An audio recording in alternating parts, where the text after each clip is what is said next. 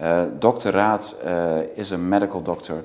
He has been studying in America and working in America in the 80s and 90s, or maybe the 90s only? Beginning of the 90s. Beginning of the 90s, with 2 times Nobel Prize winner Linus Pauling. And Linus Pauling is very famous of his argument for taking vitamins and preventing, for instance, cancer, heart attack, etc. Please correct me if I'm wrong, because a lot of this is new to me. And after your years in America, you met him in the peace movement. You were both involved in that. And afterwards you actually had your research institute founded in America, which is still operational there. And you have your companies here in the south of the Netherlands, in Heerlen, selling your products, I think, all over the world. That's correct. Am I correct? Yeah. Right, that's surprising. Maybe you can tell us shortly about Linus Pauling, who he was, and what a fascinating figure, and what was his importance to the preventive health movement. Well, Linus is today considered as being one of the eminent scientists of the 20th century, and he made major contributions to the field of immunology, the field of basic structure of molecules. He got his Nobel Prize, among others, for identifying the nature of several dozens of organic and inorganic molecules, among other the structure of proteins, etc. So when I met him, he was at the blessed age of, I believe, 88. Wow. Retired and had for about 20 years entered his interest into vitamin research, in particular the role of vitamin C in the human body. Humans, myself, you, none of the people watching this show can produce 1 milligram of vitamin C in our bodies. Most animals can do so. So in the course of evolution, we lost this ability. Oh. And of course, everyone basically suffers from some sort of vitamin C deficiency or vitamin deficiency. Linus made that his message of the last decades of his life to educate the world that this deficiency has dramatic consequences for human health. I met him during this period where his interest was in this area, and we published several landmark papers in the field of cardiovascular disease and cancer together. That was in between 1990 and 1992. And then he died at a certain moment? He died shortly thereafter. And you could continue his work somehow? 1994, and he asked me to continue his life work in vitamin research, which I did, and eventually we started our own institute in California, which today is still existing and produces leading research in this field. I went back to Europe because I'm coming from Europe, and we are located since 1998 here in the Netherlands, and try to promote the message here in Europe and from here to other countries. Yeah. So you're producing supplements, you're doing a lot of research on the way how micronutrients work together in order to cure diseases or prevent diseases. Yeah, that's correct. Well, first of all, I should emphasize that we are working and operating under a non-profit roof. It's a foundation. A foundation, a Dutch stichting. And so the purpose of whatever we do is not to enrich Dr. Rath, but to create the funds to finance the research, the ongoing research. Yeah. So that is the circle. And I want this to be very clear at the beginning, at the onset of this conversation, that this is not a dog and pony show to promote vitamin supplements, but that everyone who watches this show is aware that no one else not a government and not the pharmaceutical industry is doing this research or supporting it. Why not? Well, vitamins are not patentable. That means... Aren't they? They are not. Okay. They are natural substances and you cannot get a patent on a natural substance. Uh-huh. So the entire pharmaceutical industry is built on patenting synthetic new molecules, because the patent fees, the royalties that you can charge others for producing a new molecule, that is the very basis of the investment business called pharmaceutical industry. So it's not a naturally grown industry. It is an artificially built industry based on selling patented molecules. And the non-patentability essentially excludes any molecule from being of interest for this investment business. But is there something wrong with patenting medicines? They do research and they want to cure us from a disease, and then then they need a return on their investment so they can make a simple profit and again do research for next diseases. Nice try. Yeah. Yeah. What do you have to say on that? Well, if it were this, it would be okay. Okay. But what we have been witnessing, and personally in my life over the last 30 years, is that this industry, in order to protect this business model of patented medicine, has to fight everything that is natural, non-patentable, and in that case preventive, that prevents diseases. We have to understand that as a consequence of being an investment business in the field of health, your marketplace is not health. Your marketplace is disease. So you do have, by the very definition of this business model, you have an interest to promote diseases. You have an interest to keep them alive as markets.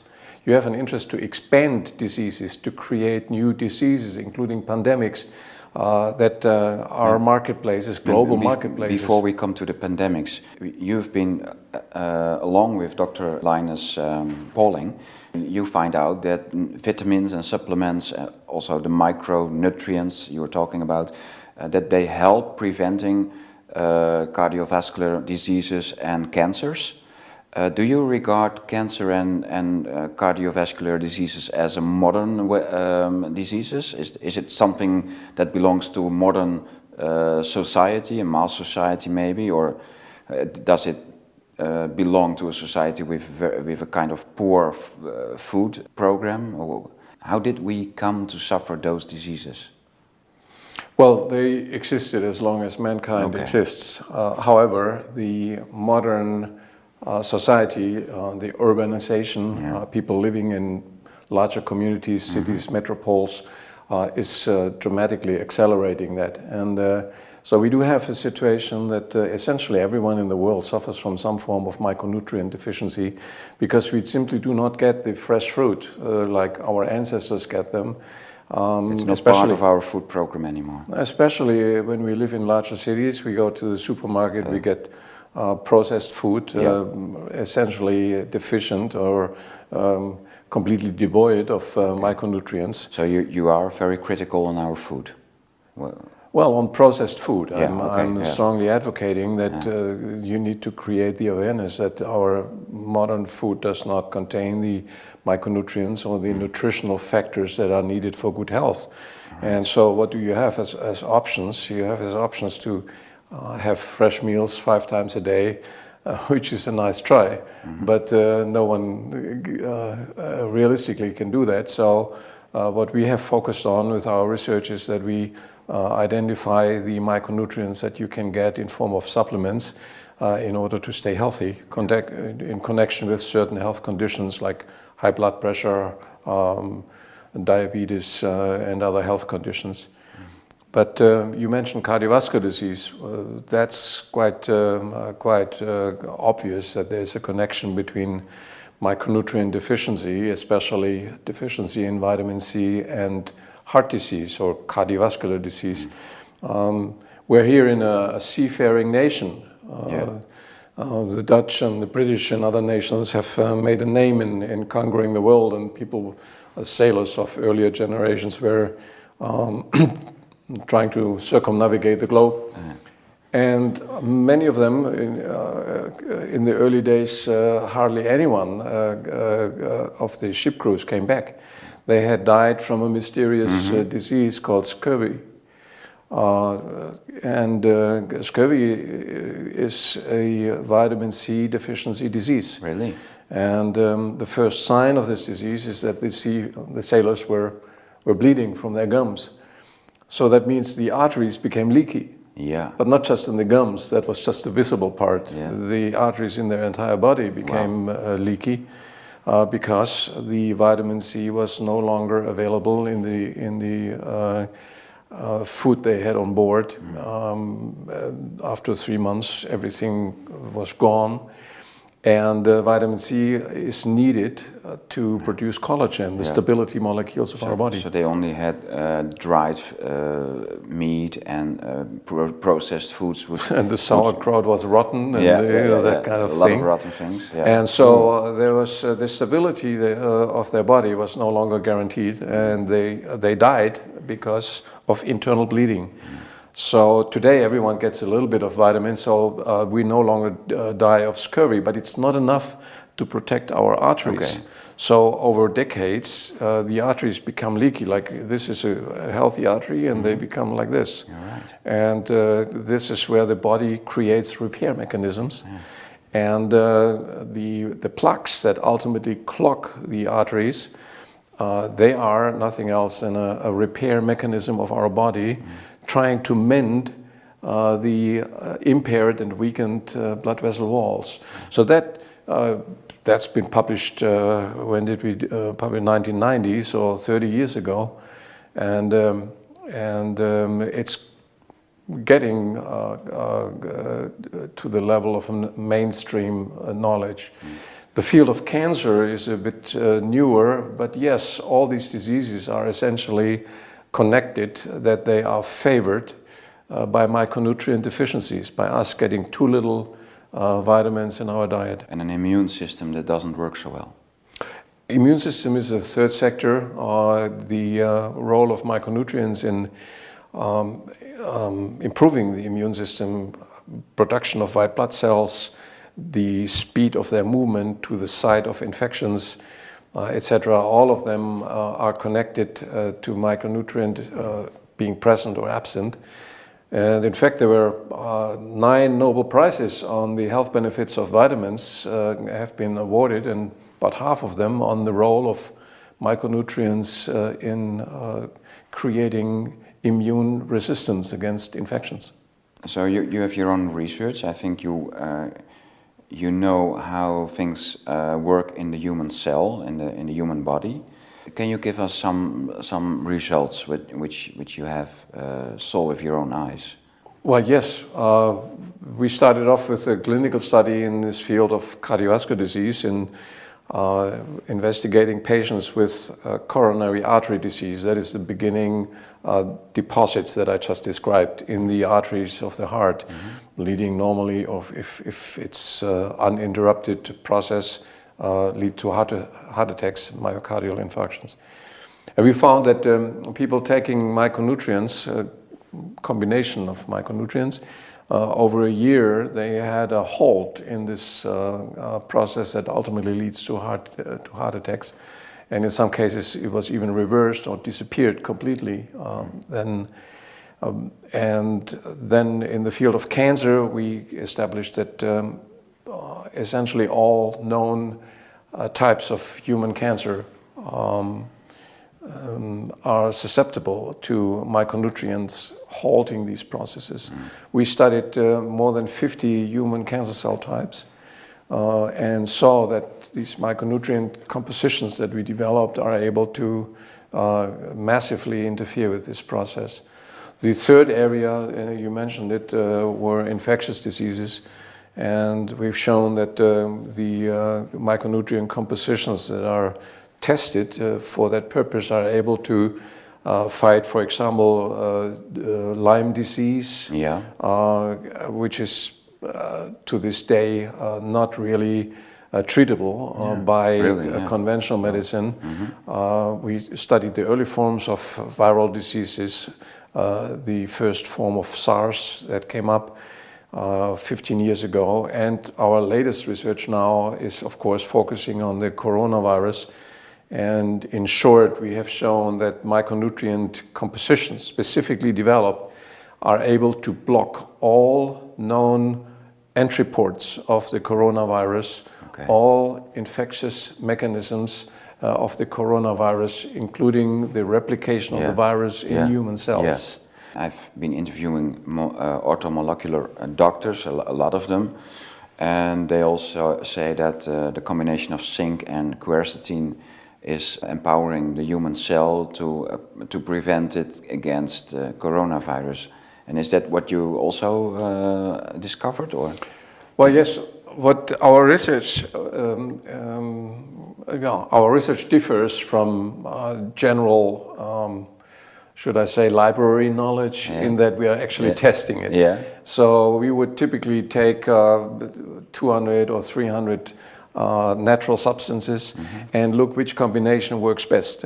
And in this field, we are, should I say, the leaders in the scientific field, that we create what is called nutrient synergy to achieve a goal, a therapeutic or preventive goal.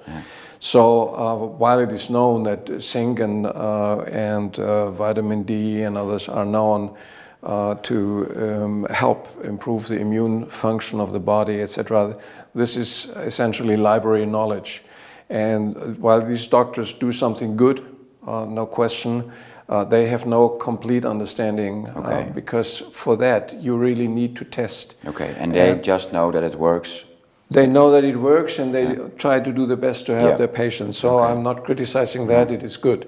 It is above all a natural way to prevent immunization and driving people into this direction. Right. What we add to this is that we understand that it's not just one or two substances, that the combination of these 8 or 9 micronutrients that we've found out are particularly relevant, together they have a dramatic impact, and you do not need to take intravenous forms of any of these micronutrients. You can actually accomplish this in an oral way by taking it by mouth. And do you have it in production already? Yeah, we do. Well, yes, we do. We have, you sell it already? Yeah, we sell it, yes. Yeah, that's pretty fast. So you did your research from the beginning of the coronavirus, and then you make your micronutrients a specific therapy, and have produced it within a year. Well, when we realized that there is this pandemic being there and being, of course, used by special interests in this way, we were focusing all our research efforts into finding a natural solution in order to prevent mankind being driven into forced vaccination programs, etc. So for us, this was a scientific challenge, but also a health policy challenge. We wanted to give mankind an option to evade being driven into this into this prison of vaccination, based on science, not just on hearsay or library knowledge. And so for a year and 3 months now, we have been doing this research, have published several papers also in peer-reviewed journals, which means other scientists have had the possibility to criticize this, and they accepted it. And so we're not selling an illusion. We're here because the message is real, and if someone wants to attack us for that, you have to do that and defend it in any courtroom of the world. Wow, that's impressive. I'd like to talk with you about the current situation with the vaccine. They want us all to take it. When we started the conversation before our recording now, you made it clear that you have studied the role of pharmacy for over the last 200 years very, very detailed. Can you give us maybe a short history of the role of Big Pharma in Germany, in Europe, and maybe all over the world? And why are we now in a situation that we are, strangely enough, almost forced to take vaccines and let our bodies be colonized by governments and Big Pharma? Well, the first thing that everyone should understand is what I call the laws of the pharmaceutical business. Number one, the pharmaceutical industry is not a naturally grown industry. The way they portray themselves as being the big philanthropists being there to help mankind, it's just an illusion they create. Okay. Oh, really? They are an investment business. So they are there to make a profit.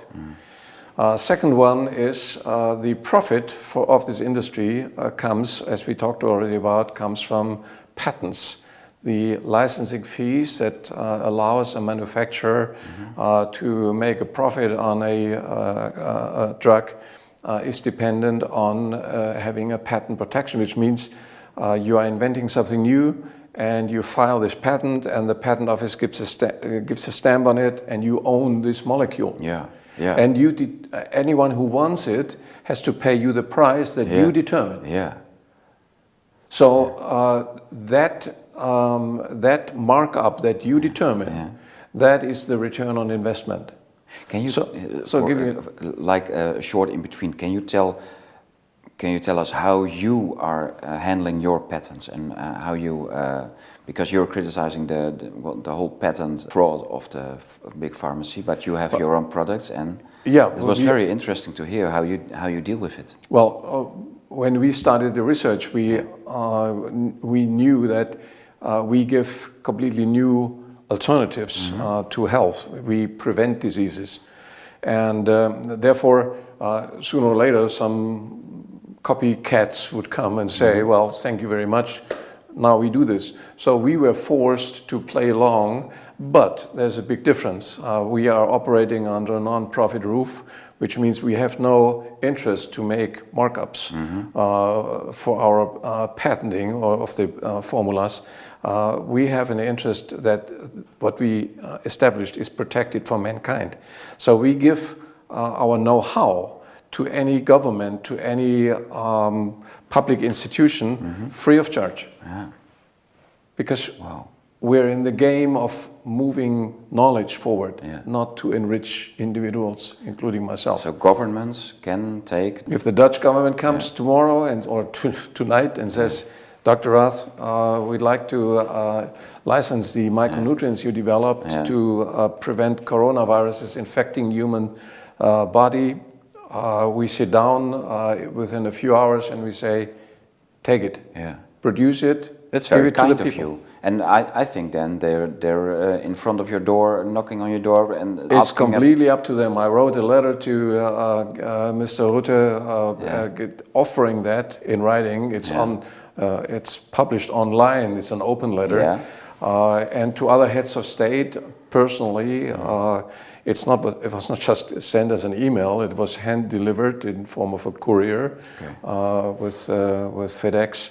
And it is sitting there, and we got some responses from offices of presidents and saying, okay, you need to contact the Ministry of Health, etc., which we did. But it is an eternally long process, and from the Dutch government we haven't heard anything. Period.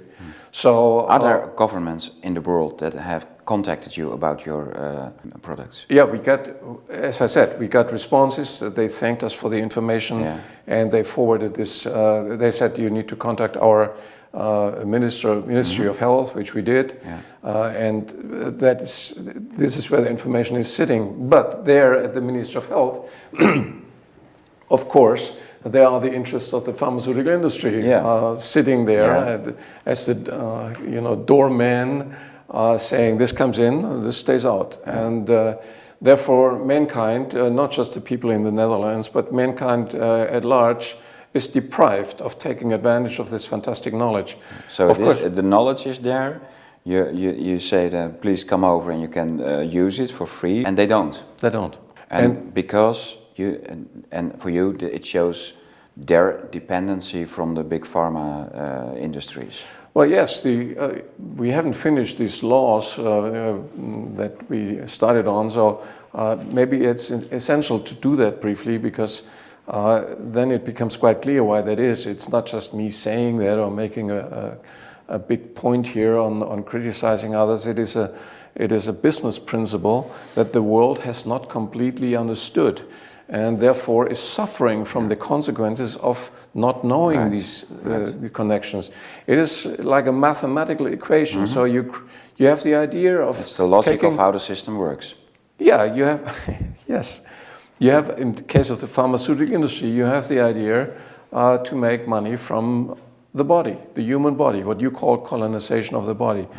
What you do is you say, okay, we are defining diseases as the marketplace.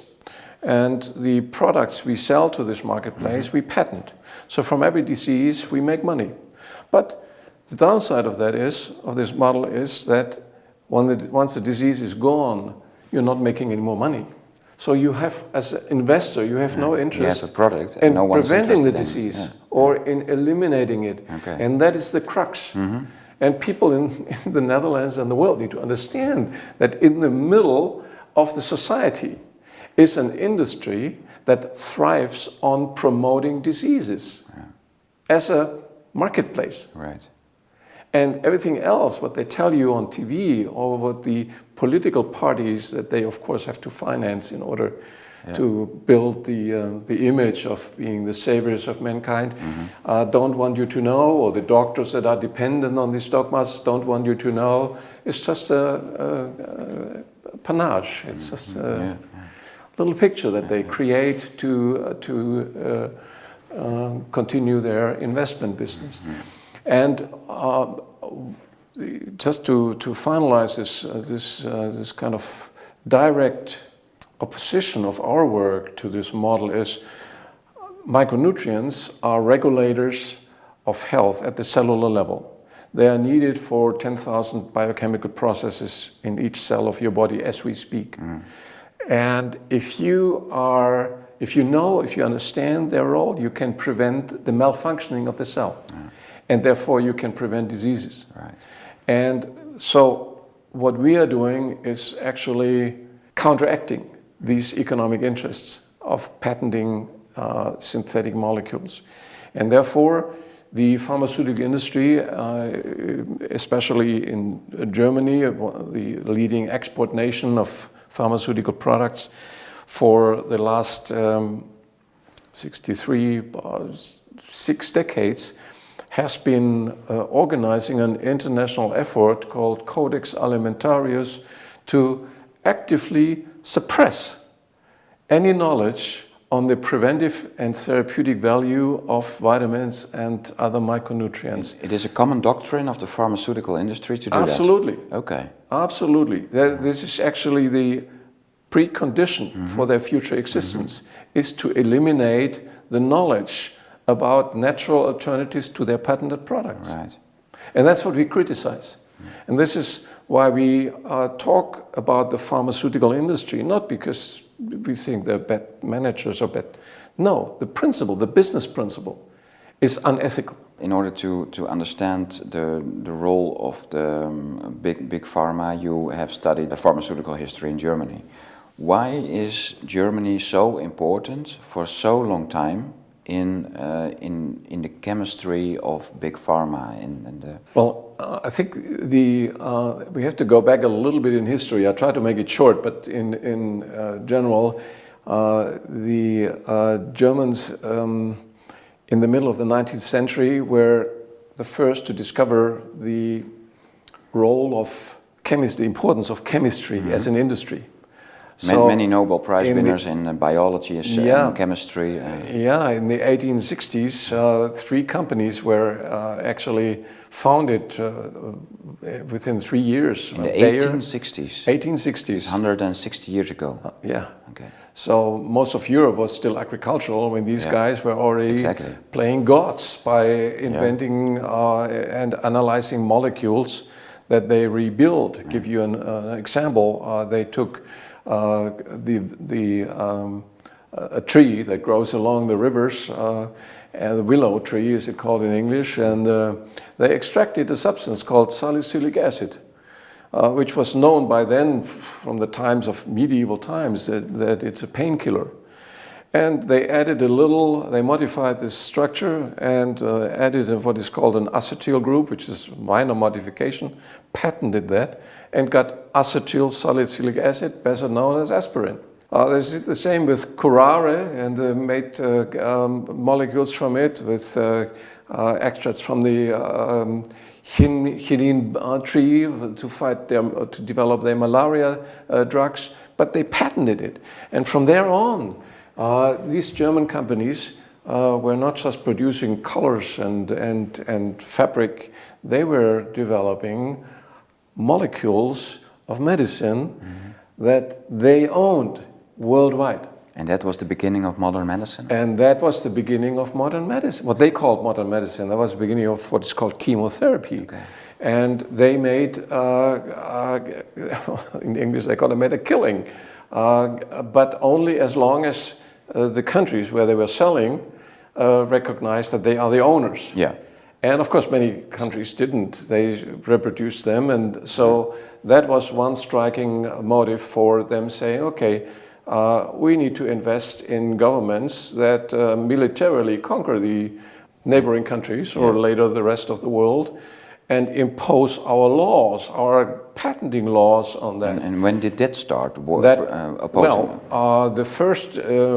first significant aspect of that nature was a speech by the chairman of Bayer in 1904, 10 years before World War I started, when he said the German chemical and pharmaceutical industry is such a leading factor that it needs to own the world. Whoa.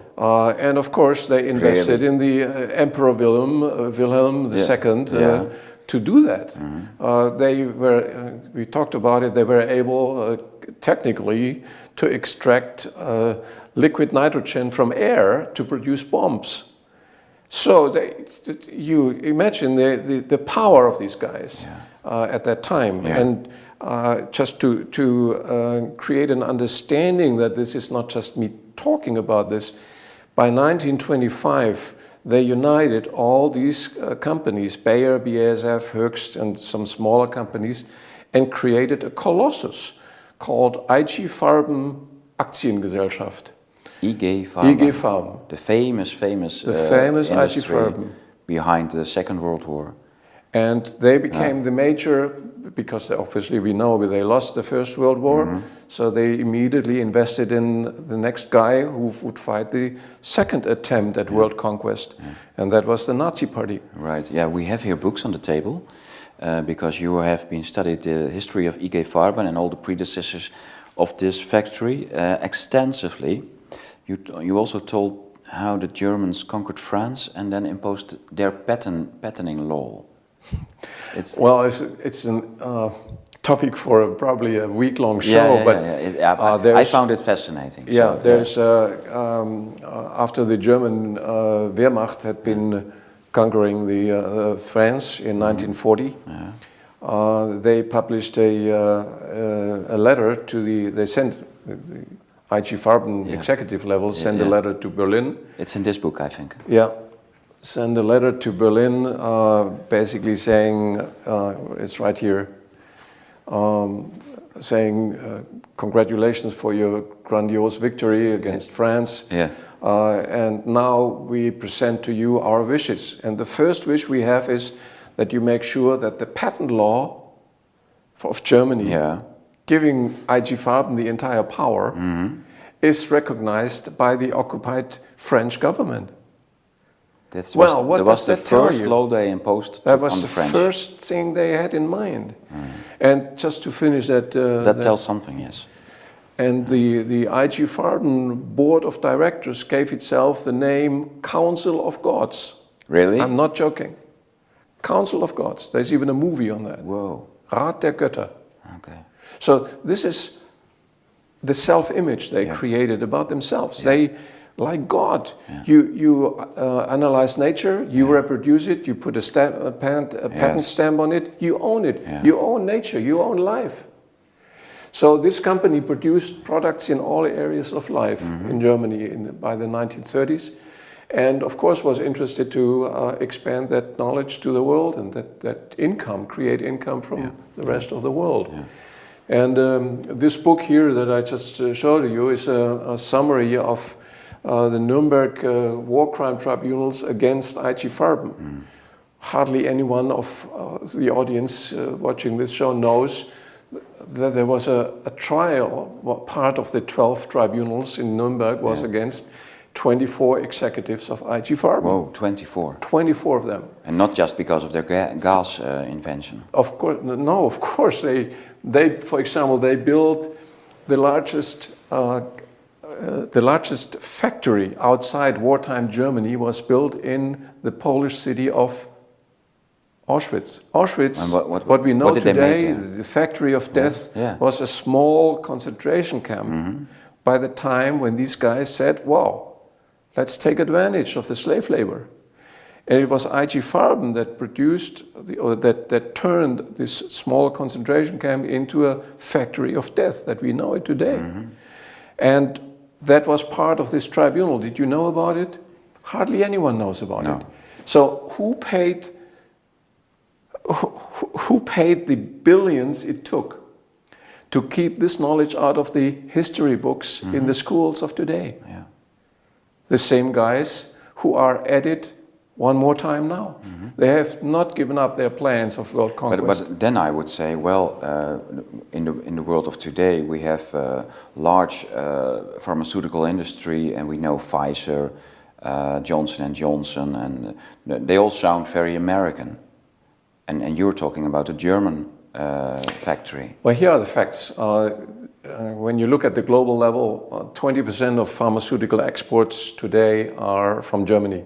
Germany is the #1 pharmaceutical export country in the world. Still, not America. Still, not America. And how America come that is we number are 3 only, or 4.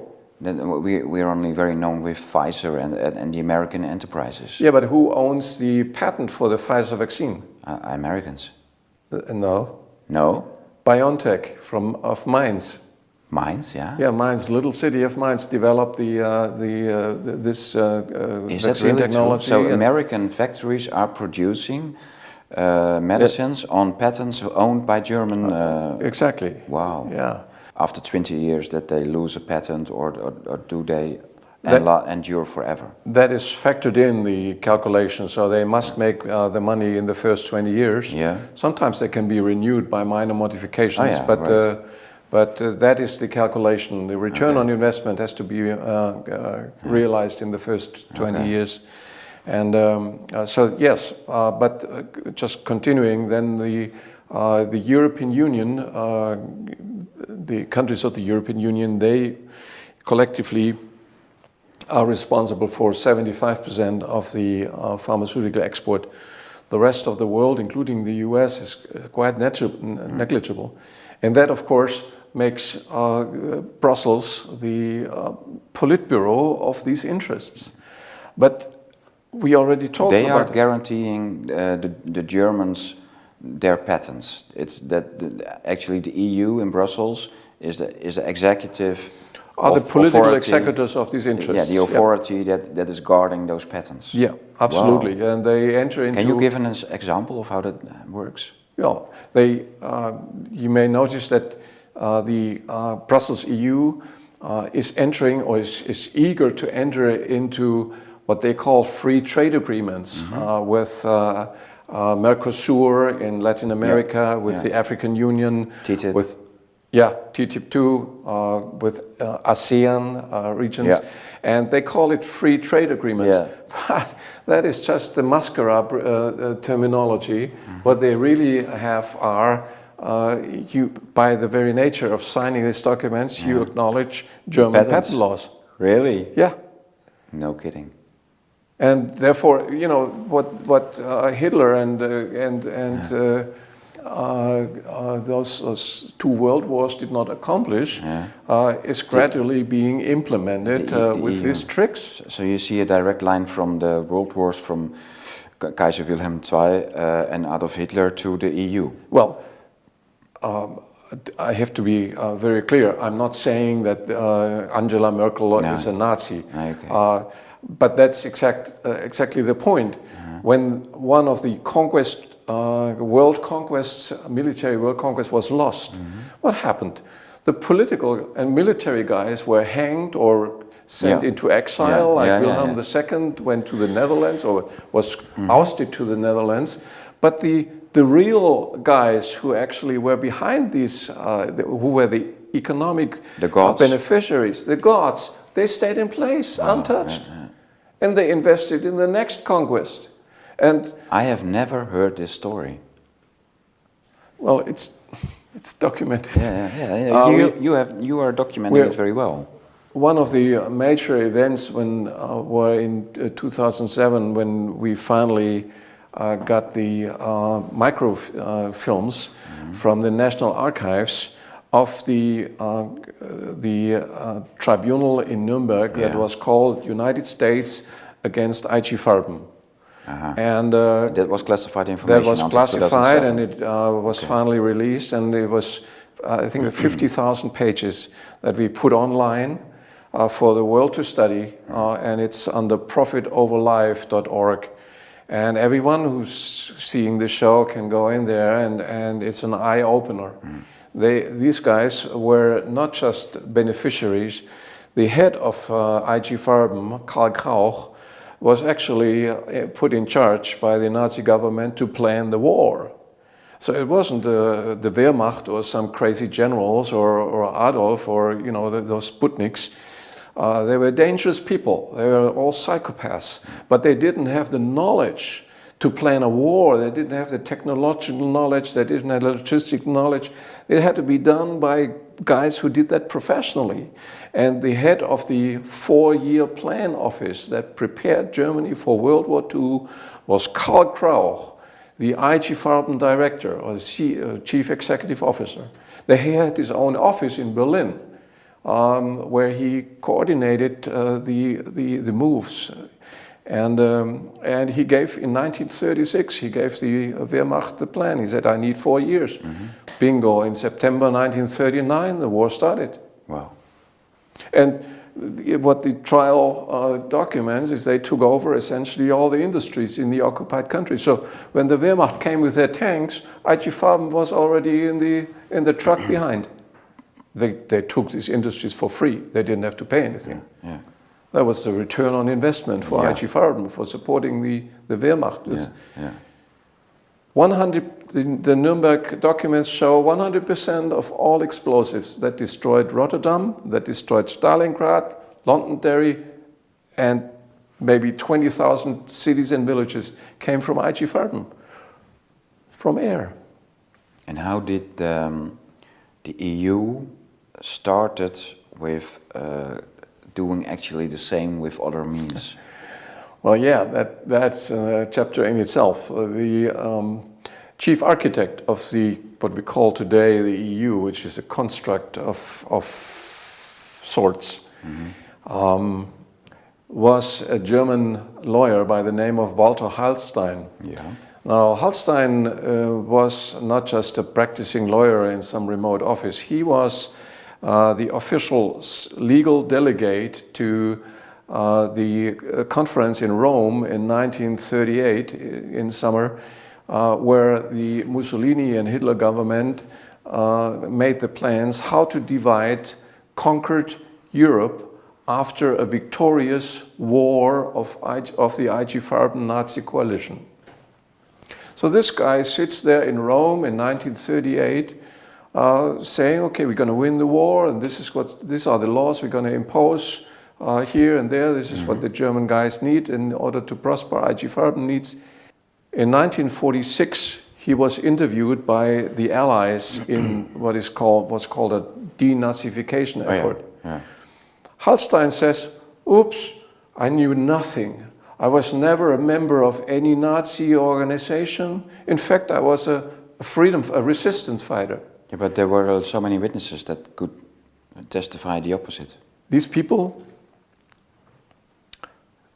came at a time when a new conflict was arising in the East-West conflict. And instead of Hallstein being hanged, he was needed, in quotation mark, to build up Germany as a frontier state against the emerging new enemy, which was the Soviet bloc. So in that sense, the plan of the US government to push Germany back into an agricultural country which existed by the Minister of Finance, Morgenthau, was replaced by what is now known as the Marshall Plan, which built up Germany as a frontier state to neutralize the influence of the Eastern Bloc. And in that sense, all these guys were back in business. Instead of being sentenced to death like the military and the political leadership. There were more high Nazi officials who were, after the war, who get in high places, like Gehlen, who raised the Bundesnachrichtendienst, glaube ich. Absolutely. There's and many of them went to America. Some of them went to America, some to South America, some to South Africa, and the apartheid system in South Africa, including the racial segregation laws, were a one-to-one copy from the Nuremberg racial laws. No, and it's done by Germans fleeing to South America or South Africa? Yeah. Okay. But you want a more prominent example of the names we just mentioned, Fritz Termeer, another director of Bayer, was sentenced for genocide, I'm not joking, genocide, slavery, etc., for the crimes they committed in Auschwitz, in Nuremberg. 7 years in prison, which was already a slap on the wrist only. Wow, lo and behold, 3 years later, he was freed, came out of prison. And guess what his new role was? Chairman of the board of Bayer. Again. Until 1967. So he was back in business. Back in business. The flagship company that committed the crimes of the century. So he was sent to prison, found guilty of genocide. For crimes against humanity, including genocide, slavery, plundering. And everyone who has been convicted for that is sentenced to death. But he, 3 years later, he came out and was a free man. Because these interests were needed. It's only explicable under the geopolitical constellation at the time. Okay, that's clear. Can you tell me something more on the figure of Walter Hallstein? He was part of the Nazi committee delegation to Rome, to Mussolini, and they divided Europe. But afterwards. Yeah, and then because he was kind of fooling the Allied denazification board, he was reinstated. It became one of the two top figures in the German post-World War II chancellery. And so Adenauer sent him to start what is today known as the Brussels EU. So 20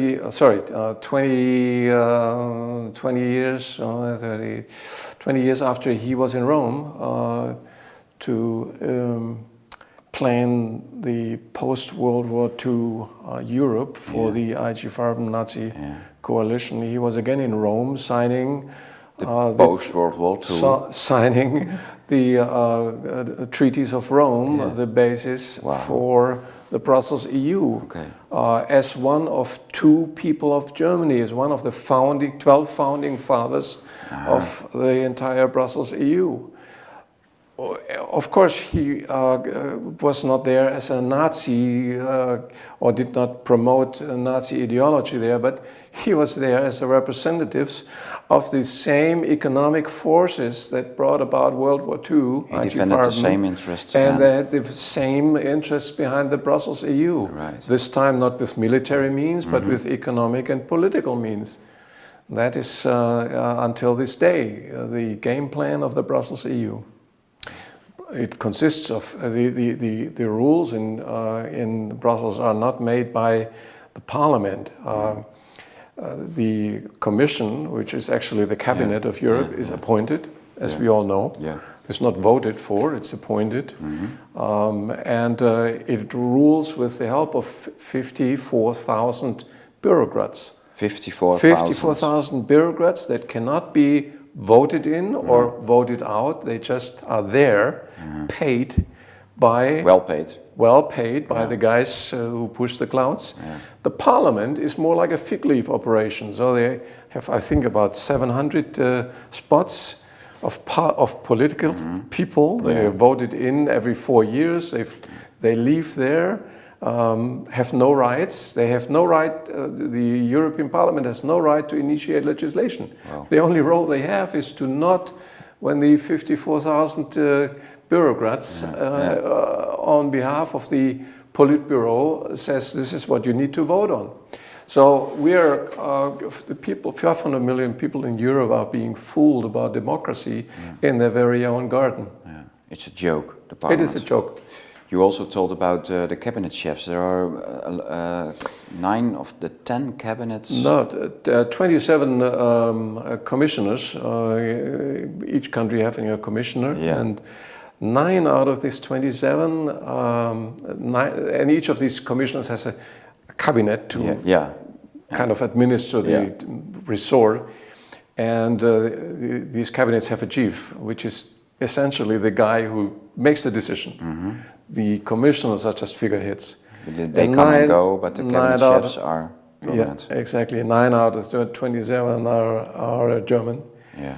So it is quite obvious that the Brussels EU does not reflect the international character of the European political landscape or the countries of Europe, giving them the same right. It is quite heavily on the side of being the Politburo, the can you trace those German cabinet chefs? Can you trace them back to the German patent law or the interests of pharmacy? In the initial commissions, essentially all of those guys were ex-operatives in the World War II Conquest War. Wow.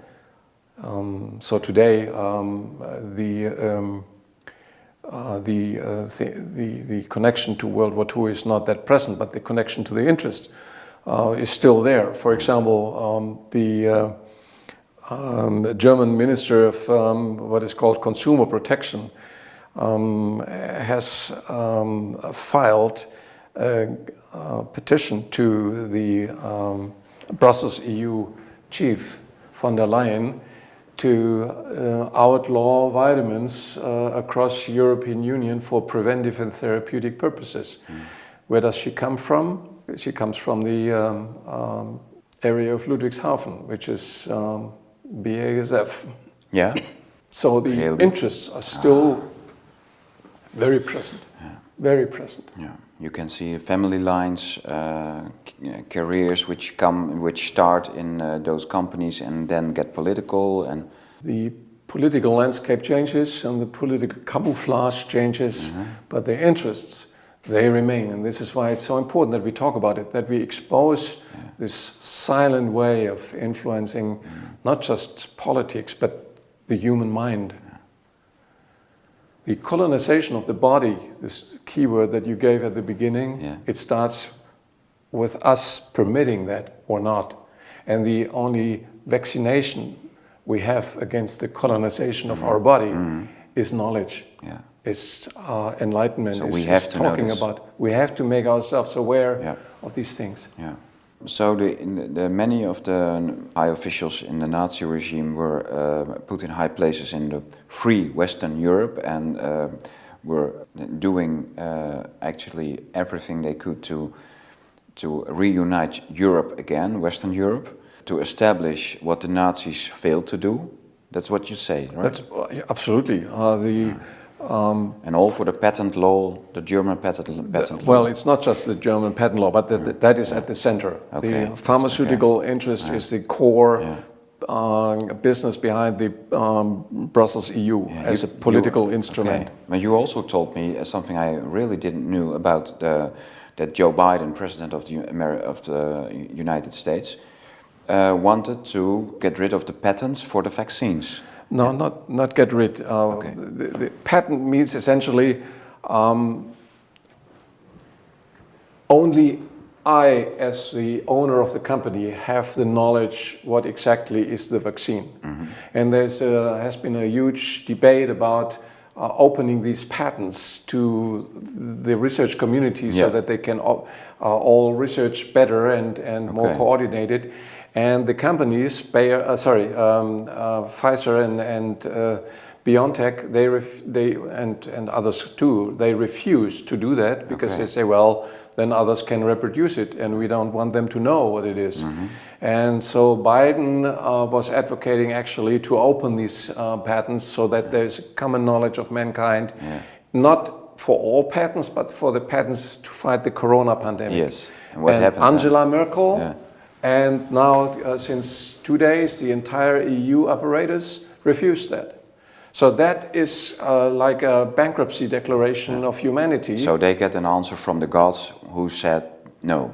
Absolutely. Okay. And it essentially means that there's no better way to express what a political organization is for. Are they for mankind or are they for protecting special interests? Secret interests. Than the battle for the patent rights. Yeah, right. Are they still living in mines? Where are they located now? BioNTech. Yeah. It's a large. The seats of the gods. Where are they now? Oh, they are. They have been in German. They use the word zerschlagen, which means they have been separated after World War II by the Allied administration into their original identities, Bayer, BASF, Höchst. But of course they cooperate, and each of these daughter companies is by far bigger now than IG Farben ever was. Wow. Okay. And then I want to ask you another thing we haven't discussed till now, because the last decade there is a lot of criticism against GMO, genetic modified food, we know that a large company who owns a lot of patents in the foods, in the GMO sector, is bought by Bayer, I thought. Yeah, Monsanto was Bayer. Yeah, Monsanto, yeah. And also that farmers really suffer from this patent industry in the food sector as well. So they have to buy patented seeds in order to harvest the crops and the food. And now you see clearly the connection between the agricultural GMO or patented food sector and Bayer and the patented pharma world. Could you say, for instance, that those GMO foods are causing our deficiencies from vitamins and supplements, and that those big pharma give us the answer on all modern diseases? Is there a connection? Yes, of course there is a connection, but maybe I can answer your question in a bit different way. Mm-hmm. We've talked about them seeing themselves as the gods. That was not just a story in 1925, that to this day they perceive themselves as the gods, which means they take a view on planet Earth, on the people living there, as a market. And they say, what are the areas that everyone needs? And there are a few areas. One is energy, so they're making money from petrochemicals. Yeah. One is the body. Everyone has a body, so let's make money from the body. Yeah. How can we do that? By diseases. And food. So everyone needs to eat. So how can we make money from what everyone needs? That's how they look at it. Mm-hmm. That's how they look at the world. That's how they design the business. But the key to all is our body. The key to Well, the key to all are patents. That's the uniting thing. If you want to turn the human body of 6 or 7 billion people into a marketplace, you need a patent, or you need patents as a principle. Yes. If you want to take food that everyone eats for 6, 7, 8 billion people, so you have to make sure that every country in the world has to recognize those patents. GMO, modified food, only makes sense. The modification of food only makes sense if you patent the modification. Yeah. So it's just like the aspirin example. Yeah. You take an extract from a tree, you modify it, you patent the modification. It's the same principle. Yeah. And this is why it's so important for everyone to understand the business principle of these guys, how they think. And of course it has consequences. This interview has consequences. People will start thinking and talking about it. And hopefully, before long, there will be an awareness that we really need to think about limiting this power of these people by defining new ways of incentivizing technology and incentivizing progress without the downsides that comes with this principle of patenting the body or patenting food. So that is a real challenge for humanity, that this happens, and in fact it's the only way how we can prevent another military escalation if people peacefully reflect on those things and peacefully find solutions how to overcome this impasse. Because when this peaceful EU story about colonizing our bodies, if it doesn't work anymore because people doesn't obey those laws and they choose to the preventive health system, are those gods, which we are discussing now all the time, are they willing to start a new war? Of course, they are preparing it actively. This is why these times are not just about Corona. I think the Corona crisis and the way they meaning the guys who push the clouds, they manage it are just an expression of the transitional times. They are actively preparing a global conflict, and you see it already coming out in various areas, whether this is the escalation between the US and China, or whether these are the conflicts around Israel, Syria, etc. Isn't China just part of the game? Well, let's look at it from an analytical point of view. We talked a lot about Germany, we talked a lot about the EU. China is a country that does export pharmaceutical drugs or vaccines in this case to other countries, but it is not dependent on this export industry. Okay. It has a lot of other industries too. So if the pharmaceutical export business collapses or is replaced by more effective natural things, for example, China will continue to exist. Okay. Russia will continue to exist. Germany, the number one export country in the world, has no natural resources to live from, so they're dependent on this industry. The cars they sell to the world, it's a little factor. But if the pharmaceutical industry ceases to exist because people wake up and say we don't want this anymore, Germany will be pushed back to number 40 or 50 in the world, where it belongs. Really? The geographical size of Germany is about number 56 in the world.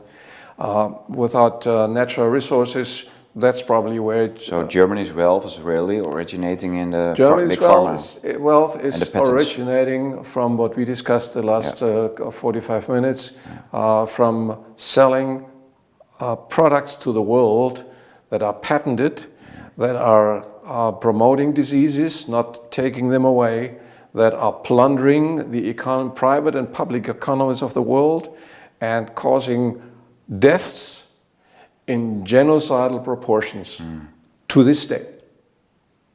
Fascinating. How would you say that people can join in preventive health by taking supplements and vitamins and the micronutritions you talk about. But how can we engage in preventing the next war, which they are up to? Through shows like yours, like what we are doing here.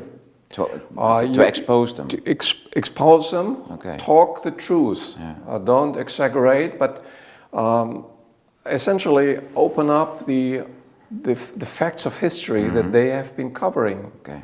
I mean, we've talked about this, that there was a one-year tribunal in Nuremberg where Bayer executives, BASF executives were tried for essentially 1 year exposing what they did. It's not known. But was it not just a show hiding what was going on behind the scenes, that many war criminals were put in high places again? Well, you could say that, but in essence, I think the intention of Nuremberg was initially really a cleaning up,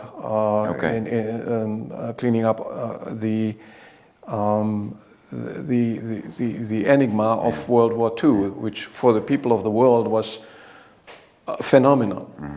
How could it be that one small country can maintain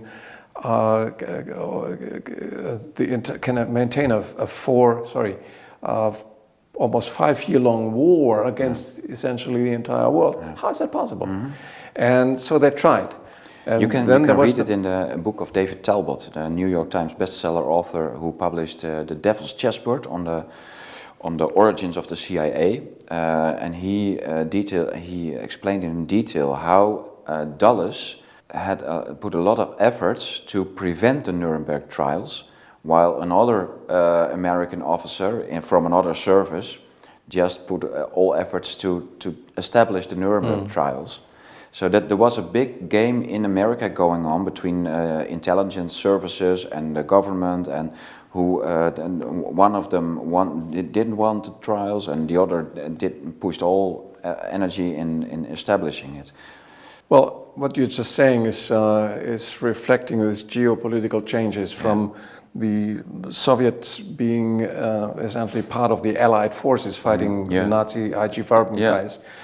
To becoming the enemy. That transition reflected in U.S. policies, yes. So that's part. But going back to this IG Farben trial, there was a guy by the name of Ambros, a guy by the name of Wurster. They were involved in the IG Farben subsidiary that produced actually Cyclone B, the gas that was used to kill people. Also, IG Farben was selling this product, and Worcester was back in business as head of BASF after World War II. So, if the world community would have known these things, this could never have happened. And this is why my answer to your question, how can we prevent the next war or military escalation, or in this case it will be probably, there's a chance it's the last war, because of the use of weapons of mass destruction. How can we prevent this? And it's a serious consideration, and the only peaceful way to do this is by education, Aufklärung in German, enlightenment about the historical fact. And then you say, actually, when people know what's going on, and when they turning themselves and do not engage in this whole process, then those gods lose their position. They don't have anything to make war with. Of course. Okay. Give you an example. In 2017, that's 4 years ago, 2 studies came in 2 leading scientific journals showing that vitamin C is actually preventing white blood cells from turning cancerous. It's called leukemia. How many kids are dying around the world from leukemia? How many parents would give the world to know that there is a cure for leukemia? And it is there. But these guys don't make money from it. So you're not hearing about it. Okay. It's not entering medicine, it's not entering policy. Terrible. It's just a crime. And so every study that is being published that show the benefits of micronutrients in human health is a contribution to taking, or I should say, it's a nail in the coffin of these guys. Every car that drives around sped by solar energy and not getting the gasoline from these guys is a nail in their coffin. Every organic garden that is being created, every school class that teaches nutritional health is a nail in the coffin of these interests, and is a contribution to world peace. I want to thank you very much for having us and for telling us this very important message. It was by far one of the most important interviews I've ever done, so I'm very thankful. I'm grateful that you came. Yeah. Thank you very much.